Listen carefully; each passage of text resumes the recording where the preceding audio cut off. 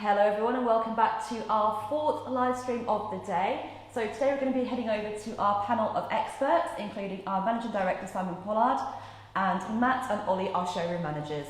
Here they are.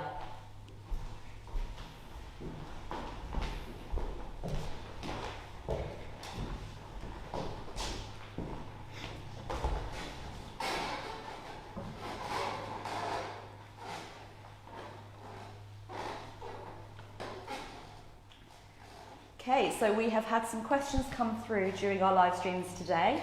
Our first question is, what brands do you sell at Miller's? At Miller's, we're very lucky to have all the top brands in the world. So our digital range ranges from Casio, Kawai, Yamaha, Roland. Our acoustic range, we have Yamaha, Kawai, Zimmerman, Hoffman, Bechstein. So we have a really nice mix of different pianos, different sounds, different feels. Fantastic. Another question in, what other instruments do you offer at Miller's Music? What other instruments we offer? We offer an entire range. We now offer a range of orchestral instruments, so everything from saxophones, violins, cellos, offer them on our rental schemes, in addition to the class-leading piano range that we have as well. Fantastic. And what are the differences between the manufacturers that we stock here? Well, Yamaha, with digitals, Yamaha and Kawai are very much traditional companies, reflected from their acoustic pianos that they produce. Roland and Casio, much more on the technology side, but they all have merits and they're all well worth a look. With the acoustics, as Lewis mentioned earlier in his demonstration,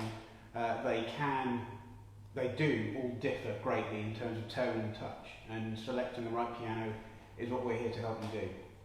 I think it's philosophies as well, isn't it, Ollie? You know, it's the philosophies that each manufacturer undertakes. When we talk about tradition and technology, it's kind of Casio and Roland very much come at it from a technology point of view, a music technology point of view. Casio, worldwide leading technology company, formed in, I think it's the 1950s they were formed, wasn't it? Much earlier than you think, yeah. Yeah, much earlier than you think. And then Roland, electronic musical instruments, they actually developed digital pianos earlier than the acoustic companies. So you had Kawai and Yamaha came to it later than the technology companies because they were looking at the technology first. So you had this kind of, these technology companies from Japan coming in, then you had Yamaha and Kawai, I think it was 86, wasn't it? Their first digital piano range? They made digital organs and some digital pianos a little earlier than that, I believe. But yeah, it wasn't really until the 90s or so that they started to get traction, and of late, you know, the latest products are fantastic. And then they've all kind of merged since then. So you've got Casio doing hybrid instruments, you've got Roland offering the escapement actions and innovated in those areas, and as happens quite a lot, so they start to innovate. With regards to the piano side, I'm lucky enough, so I'm trying to think who's visited the factories. You guys have been to... Been to the Bechstein factory in Germany and the Hoffman factory in the Czech Republic. Both, everything is done beautifully, hand-built, the quality control is exemplary. I haven't had the fortune of going to Japan yet. Hint, hint. I've been to Japan. I was lucky enough to go. I went to Indonesia. I've been to Indonesia in 2013, not long after I took over the business. So I've been to the Indonesian factory with Yamaha, absolutely fantastic facility. Then I went to Japan after, they flew us, long flight that one was. It was awful, I have to do all the terrible gigs, you guys, I'm afraid. So we went to Japan, I was lucky enough, I went to the wood sourcing factory. I went to, which was, Lewis will correct me on the name of this, but I want to say Iwata. It's not, Iwata's the engine. Hamamatsu? No, Hamamatsu's the city. I went to the wood sourcing factory, so we went up and saw with Yamaha the wood scouts, and they have scouts that go around and literally knock on trees and go, yeah, that sounds right, and then they bring it into the ports. We were allowed, it was crazy there, we were allowed to go and climb up on these logs. Don't tell anyone at Yamaha in health and safety, whatever you do, but we were up and climbing on these logs and going around with all these saws and everything going on in the factory, and you see the care and attention that goes into manufacturing these. And then Steve, who was the former owner of Cook's, who's still working there, he actually visited Kawai for their 90th anniversary. It was a couple of years ago now, wasn't it? Yes, it would have been 2017. Yeah, and I'm lucky enough to have been to the Roland facility as well. So yeah, all different philosophies, all different approaches, very much about their philosophy as a manufacturer and how they approach it and the sound and the manufacturing, that's what goes into producing these instruments. Yes. That's fantastic. Please do, also everyone viewing, do send in any questions you have for the panel who are live. Another question I've got here from earlier is, should I buy a portable or home digital piano? Depends on your requirements. I mean, with portables, of course, if you need to move them around a lot, they may well make sense. However, with a home piano, because they don't need to be portable, therefore lightweight, you do tend to get superior sound systems, quite often actions as well. Not to mention that the stands and the pedals would be most often included with it, therefore not giving you that extra expense that you need with a portable. It's one of the questions that gets asked all the time, isn't it? People come in for the portables. What you tend to get when you get the portable instruments, you don't get the piano sustain pedal either. You get the block pedal, one, except for the Kawai. Yeah, the Kawai is proper. The ES110, but you actually lose that, and we do recommend to customers to buy the full piano sustain pedal, which looks more like the beautiful instruments we've got behind us, and it just gives a better feel. But all of the teams are asked to qualify this with the customer in advance. Does it need to be portable? Do you need a 3-pedal unit if you're going to progress with your playing? You definitely need the 3-pedal unit to have the left pedal, which we're trying to find out in this. What, grade 2, grade 3, when you begin to need the left pedal? I think it does depend on the examination board, Yeah, but you certainly do need it from 3 onwards. Yeah, so it gives you some sort of an idea on what you can expand on those. So we always ask that question, and we always then try to understand exactly what the requirement is for the customer, rather than just assuming that the customer does want portable. Actually, if you understand that, we quite often find that customers switch over and change on those, because once they've understood the requirement and understand what they can get, they may well find that another piano suits their requirement better. Yes. Yeah, that's fantastic. Another question in from a songwriter. I'd like to songwrite. Do any of the pianos connect to an iPad? Yes, indeed they do. So as a kind of blanket feature across the digitals, you get MIDI capability. So you can connect it to a smart device, and often commonly Logic, GarageBand tend to be the go-tos. You do also get some Bluetooth connectivity as well there. Roland in particular, someone who really pioneered that technology. So yeah, absolutely. You can even get the connectors now, can't you? I think you can get the connectors. I think that's something I need to talk to Lewis about actually, because we need to add more of those on. But I think you can even buy the connectors for the older kit and actually connect those on with the USB and the plugins, can't you? Yeah. You seen those, the ones that Roland do? Yeah, I have seen the one you mean. Yeah, Yeah. absolutely. And also, I'd say that is another one that we get an awful lot here from musicians who are looking to write their own things, and it's something we would like to offer those customers as well, to show them that in store, how it all works, and even after you've received the piano, any guidance you need with that, we're always really happy to do that. Yeah. Another point with singer-songwriters, if you are a singer-songwriter, there is a particular instrument, the Roland FP90. It is a portable piano with a microphone input, and you can record and sing at the same time and record that as an MP3 file on USB. That's still the only one? As far as I'm aware, it's still the only one. If we get any replies on this and anyone corrects us, then send it in now. Yeah. But I think that, because Yamaha released the P515, which is fantastic, we've found, isn't it? Great. Because it used to be that you had the FB90, the portable FB90, and the ES8, which were the Kawai models. Yeah. Fantastic. Then they've released the P515. I don't think there's anyone that does that microphone input for the singer-songwriting in the same way. So it really is a unique instrument in that sense. Yeah. That's lovely. I've got somebody as well who is interested in renting, and they're curious to know what instruments are available on our rental scheme and how do they apply. Who wants to take this one? Well, it was. So we took over Miller's 2012 and took over the rental scheme, and I worked for another company before that, and we didn't offer a rental scheme. And initially, I didn't kind of understand it entirely, but do you know what? It's absolutely fantastic way, and we get so many inquiries. Sourcia will tell you, we get so many inquiries. People asking, "Can I rent? I'm not sure." So we offer it on basically the majority of our entry-level instruments. So this would be the portable pianos. We don't offer it on the starter pianos, things like P45 or CDPS 100. Great as they are as a real entry level, because they don't have the same capacity that you do on the likes of the mid-level, the £500 price point instruments. So we offer rental on all of those instruments. We offer it on the home pianos as well. So this is the next step up, the YDPs, PXs, Casio PXs, Roland RPs. Then onto the acoustic instruments, B1s, B2, B3, K15s, K200s, K200s, so our acoustic instruments. And then we also offer it on violins, cellos, saxophones, mandolins, banjos, all sorts of things. Basically, if you want to play and are not sure, the rental scheme is the way to go. It's absolutely fantastic. Yeah, and I think the real special thing about our rental scheme as well is the flexibility that it offers our customers, the ability to interchange and swap that as you kind of progress, but also the ability to claim back money on that as well. So our standard sort of term is with our pianos, within the first 6 months of renting, you can claim 100% of the rental back towards that value of the instrument, so you can be sure that's the one you want. And that does happen with instruments, because that's, I've described this loads of times, about you don't get better at watching a TV. You might enjoy your TV more, but you don't get better at it. But with a musical instrument, you really do. You take up the instrument, you start progressing with your playing, and you actually will find that as you progress, you will reach the limitation of the instrument. Yeah. You actually do reach that. Yeah. And that's where a lot of the explanation that we do when it comes through with customers trying to understand which instruments to buy or not, it's actually trying to understand what they're playing, what level they're trying to play to, and then saying this instrument will take you that far or even possibly beyond it.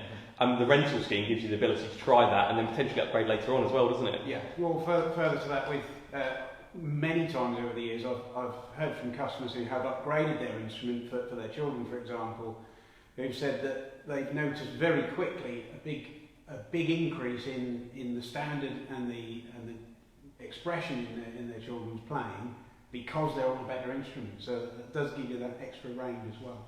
We need to get you a better instrument then, don't we? Yeah.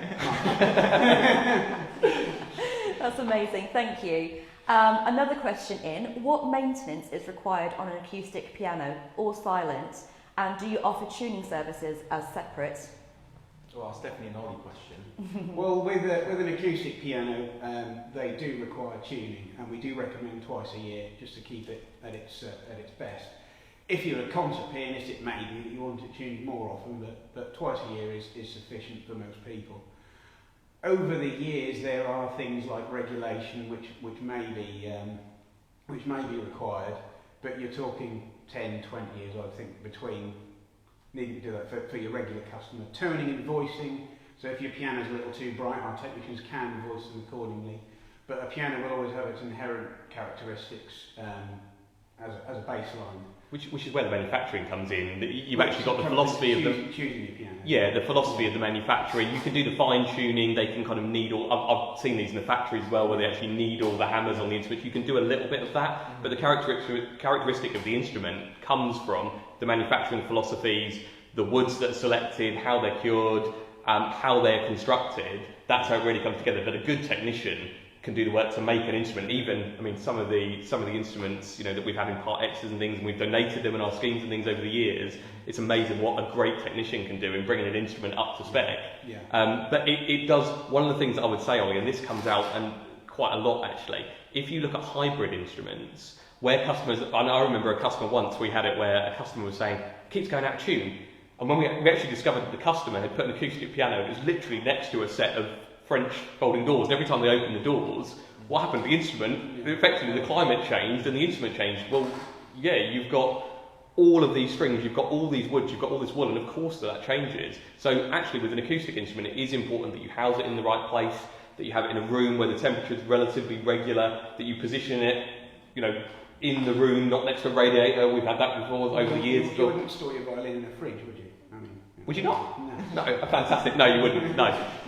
That's lovely, thank you. And a very good question here. What's a silent piano and what are the advantages?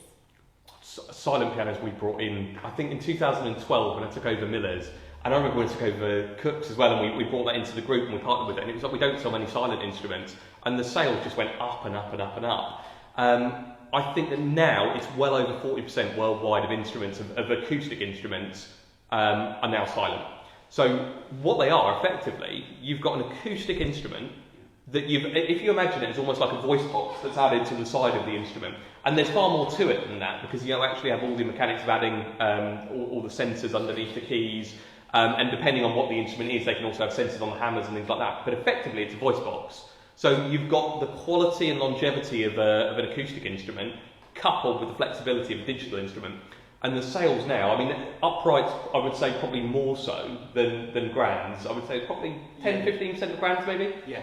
But I would say, you know, it's now 30, 40, 45% of uprights. So all the major manufacturers have their systems. You've got the Kawai ATX system, the Anytime system. Yamaha has been developing, and Yamaha, because they're a music company, have developed the hi-fi technology, so they've got great technology with their two systems, two very different systems as well as you progress up through the range. And then Bechstein have just released the new updated Vario system, which you can actually have. It's the only one you can retrofit, isn't it? All the others are factory fit. So you can actually buy the instrument you want, fit the Vario system later, and that's a fantastic piece of technology as well. The other benefit to that is when the next system comes out, that can be fitted to your piano. Yeah. Which is, that's very different. That's great, thank you. Another question. I live in Norwich. Are the same deals and stock available in Cook's pianos as they are in Miller's music? I'm for Ollie. Absolutely, yes. I mean, we are obviously in two different locations, but we share the same warehouse. We all work together every day and we have the same stock. So anything you find at Miller's, you'll find at Cook's in Norwich as well. Yeah, it does confuse customers a little bit on that one, but I remember when we took over Cook's, and Cook's was known in Norwich, it was Cook's of Norwich, just like Miller's of Cambridge, and there's lots of other historical kind of piano stores around the country, and we didn't want to lose that name. We will be bringing the websites together eventually, so I think that'll stop some of the confusion, but we very much operate them as local independent businesses. Amazing, thank you. Another question we've had in is, I've heard about the teacher privilege scheme. Can you please tell me a little bit more about it?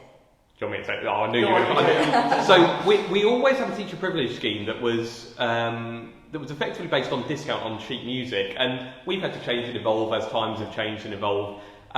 We've now relaunched the teacher privilege scheme. I was actually going to bring down one of the cards, and I didn't. I left it at home. But the teacher privilege scheme is basically to encourage teachers to get quality instruments for their students. So you can apply as a teacher on our website to become an affiliated teacher with us. You can have a link to our website. You can then earn if customers come and buy off our website as a teacher. But also we offer referrals for students, and all we basically want to do is ensure that students get quality instruments. So we provide the services in terms of referrals. We also hold events. We've held quite a few events over the years with a number of teachers, the European Piano Teachers Association, Curious Piano Teachers. We've held all sorts of events, so it's basically a club for teachers, and we've tried, in fact just in the last couple of weeks, we've released a scheme to try and help with cleaning of brass and woodwind instruments. We want to try and help music and musicianship, and one of the ways we do that is through the teacher privilege scheme. So if you're interested, then check out our website and you'll find the details. That's really helpful, thank you. Now, off pianos, how do you size a violin is a question we've had come through. Ollie. Who wants to grab that one? So with young children, of course, they won't be able to handle a full-size violin, so different sizes are available. The best way, of course, which we can't do at the moment because of the current COVID situation, is to come in and sort of have it be measured up. And the idea is that the scroll at the end of the violin fits in the end of your hand, and you should have just a slight bend in your arm when holding the violin. This is my imaginary violin. So you start with maybe a quarter size. You can get smaller, 8/16ths or 32ths. No, you get 64s. 32nd. You get 64s. So there's lots of different ones available, and we can help you make sure you get the right size for your children. But you can actually measure that, Ollie. We added the size guide on the website, I think, a couple of months ago, ready for back to school. So you can actually size them. So there is a measurement that you can take, and the arm needs to be very slightly bent, and then you can measure from the neck effectively down to the wrist. And you'll find a size guide on every violin page on our website. I think it's also on the category page as well. And it's something that comes up again and again and again. Great thing, rental scheme. Children grow. The good thing about the rental scheme is you can just keep changing the instrument over. So as they grow, you can actually take the instrument effectively to make sure they've got the right size the whole time. There's nothing worse than playing an instrument that's the wrong size. Then when they get to full size, fantastic, because you can use the rental money that you've accumulated to purchase the instrument. Perfect. That's great, thank you. And the last question we've got here is a very interesting one. What is a hybrid piano? Well, so a hybrid digital piano is essentially classified as a digital instrument with a real piano action inside of it. So you tend to find those instruments sit towards the top end of most piano manufacturers. The digital range. The digital range, yes. Because I've heard that term, and I don't know about you as well. People say hybrid when they mean silent. Yeah. So it's quite a mixed term. The manufacturers define it quite well, don't they? Yeah. Because you'll have the avant-garde with Yamaha. Yeah. And then you've got is it Novus, the MV10s, MV5, MV10, isn't it? Yeah. The Novus range. So that's what we class as a hybrid, and also Casio's GP range. So Digitals with elements of a real instrument, isn't it? It might be Yeah. a soundboard like the CA99 from Kauai or Yeah. the wooden actions. So when you say that, we're talking about the action inside the piano being inside the instrument. Yeah. But then you get that the other way, don't you? A customer say a hybrid instrument, and it's actually silent instruments. They mean that they're a hybrid as well. So it's kind of a combination of both, really, isn't it? Yeah, well, I had a customer today that had that confusion as well, actually, and he was describing it as a hybrid car, being half electric, half petrol. Yeah. And that's he thought it should be the same with acoustic pianos, that you have a part electric component, part acoustic component. Which I suppose it is to a certain extent. Yeah. But that's what I've heard customers do it both ways. So anyway, it's the top end of you were saying at the top end of the digitals, you get these actions inside. Yeah. And instead of hitting the strings, they just hit sensor. Yeah. They hit sensor, so you've got all the action inside, but you don't have actually hitting the strings. And then the other way, you have the acoustic instruments where you fit the silent system to them, and you can then just have the voice box on the side. Yeah. So you've got both, but technically, a hybrid piano, the way we class it, is your avant-grands, Yamaha avant-grands, your Kauai Novus, and your Casio Grand Hybrid. Yeah. Selviano Grand Hybrid. And your main amenities tend to be for that is that digitals are much more easily movable. They have grand piano style actions in them often, unless they're quite a bespoke product. So you get that grand piano action feel as well. Yeah, the NU1X with Yamaha yeah. and the NV5, you get the upright piano action, don't you? Yeah. Whereas on the other models, you'd get the grand piano action. Yeah. But earlier on, we were talking about that customer who had difficulty keeping their instrument in tune. I actually spoke to Yamaha about this once, and they said about if you've got conservatory, if you've got an area where you've got climatic change, but you want the feel of a real acoustic piano, then that's where hybrid really comes into its own. If you want to put the instrument in a conservatory, hybrid instrument, far, far better, because you don't have the changes in with the temperature change in humidity, it doesn't change the instrument. Yeah. Whereas if you put an acoustic instrument in a conservatory, you're constantly going out of tune. Nothing wrong with the instrument, it's just that particularly on acoustic pianos, they do need to be climatically controlled. It's not just the temperature, of course. It might be on your based on your living conditions as well. If you're in an apartment, you have a lot of neighbours, and if you had, for example, you had a silent piano, but you never used the acoustic part, then that's another place where they score, because you've still got that real feel, and you can play through headphones, or just keep the volume right down to your heart's content. That's really helpful. Thank you so much to everyone who has sent in their questions, and thank you to our panel for all of your amazing answers. Please do stick around because we have an amazing performance at 5:30 by Robin Phillips. This is a kind of performance before his live show on the Cambridge Jazz Festival. So do stick around for an amazing jazz duo at 5:30. Thank you.